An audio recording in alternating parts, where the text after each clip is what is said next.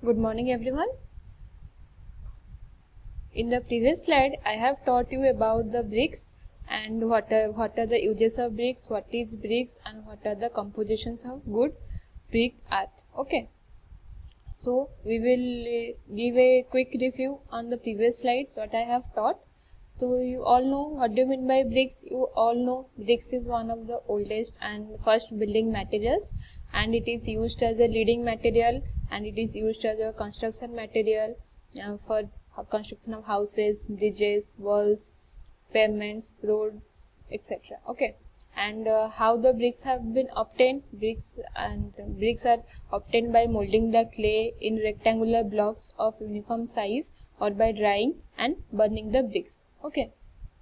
Next we have been read about what are the compositions of the good brick art. There are 5 compositions, or we can say what are the constituents of the good brick art. There are only 5 constituents of the good brick art. We can say first is silica, alumina, lime, oxide of iron and magnesia. Okay. Silica, which we can tell a brick contains 50 to 60% of silica, and in alumina that we contains a brick should contains 20 to 30% of alumina.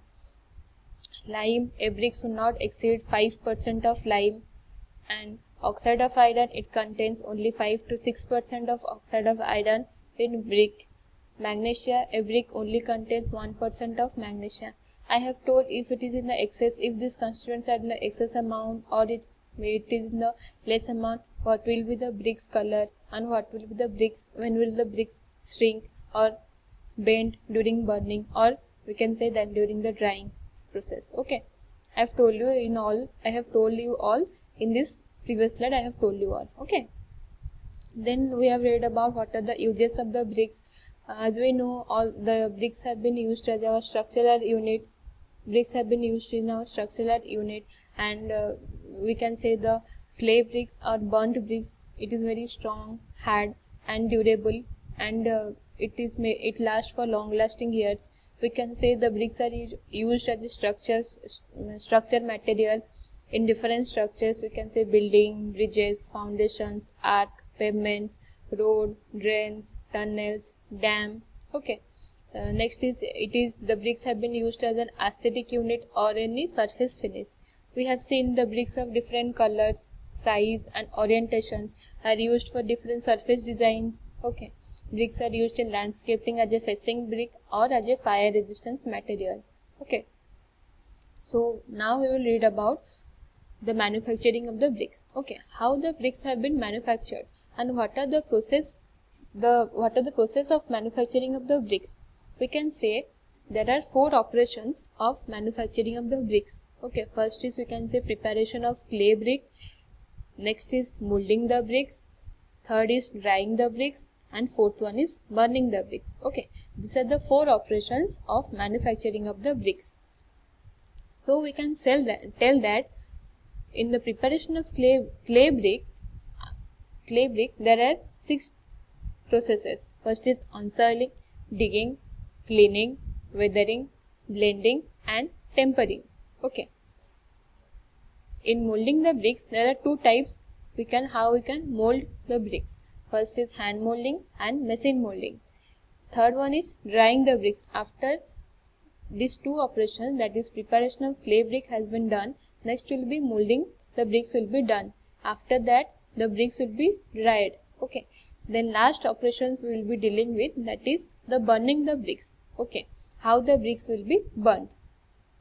So we will read about first operation, that is preparation of clay brick. How the clay brick will be made. After that how it will be molded. After that drying operations or next is burning operations will be carried out. Okay. So first we will be reading about preparations of clay brick. So in the preparation of clay brick there are 6 processes. Okay. First is unsoiling. Unsoiling means what? We can say there are if you have seen the soil, in the soil we have been used as a stone, pebbles or vegetables materials we all throw in the soil. Okay. So we can say in the unsoiling, that is top layer of 200 mm depth is removed as it contains impurities. It means what?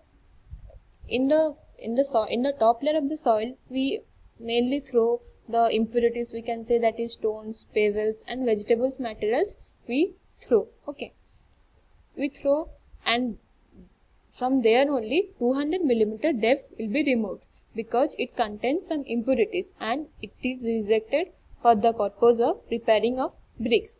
Okay, so the top layer of the soil we will be removing. Then next is digging. Digging means what? After the top layer of 200 millimeter depth is removed, the clay is dug out from the ground. From the ground itself, the clay is dug out and it is spread on the level ground. Okay, on that part the clay is dug out and it is spread on the level ground. Okay. After digging, then it is cleaning process. After it is leveled on the ground, after the clay is dug out and it is spread on the level ground, the stones or pebbles, or we can say vegetable materials or any type of impurities are removed from that level ground, where the clay has been spread out. And if any lump will be there, you can say if any lumps will be there, we can be converted into any powder form. Okay, we can convert it into any powder form. So in cleaning process, we can say stones, pebbles, vegetable materials and any other type of impurities are removed, and the lumps of clay, if any types of clay lumps it is present in the clay, then we can convert it into powder form. Okay, next is weathering. Okay, in weathering we can say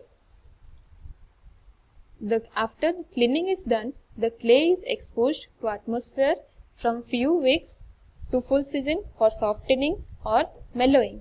Okay, if after the clay is exposed to atmosphere, after the cleaning has been done,